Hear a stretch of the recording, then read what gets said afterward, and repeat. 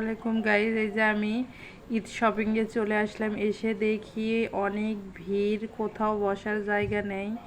এই যে আপু চাচিরা কাপড় কেনাকাটা করতেছে, আমি এই সুযোগে একটু ভিডিও বানাচ্ছি।